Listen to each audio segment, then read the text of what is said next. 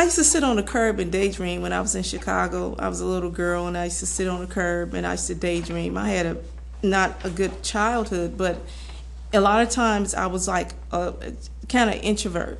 And a lot of times my mother would be going through a lot in her marriage, so sometimes I would just sit on the curb and daydream by myself all the time.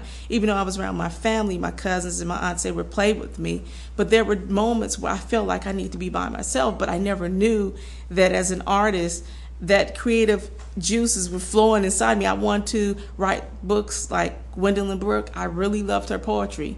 And a lot of times I would read her books when I was like 7, 8 years old, go to the library when we were in school. The teacher would take the classes to the library, and I would always get her books. And I was inspired by everything that she wrote. And it was an outlet for me because of the childhood I lived, in an abusive household. And seeing my mother go through the abuse, I didn't have any inspiration at all. My dad wasn't in the home, and my mother and father never married, so it gave me something to outlook. And that's when I knew inside myself I wanted to be different. I wanted to be set apart from other people.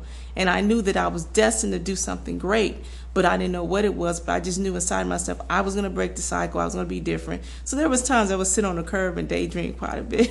And what were you daydreaming about? What was success, just being successful, getting out of the projects. And I heard my mother was saying how my father made front cover Black Enterprise. He was very successful. And I was like, I want to be like that. I mean, there is some hope because he lived in the same project. His mother lived across the field from my grandmother.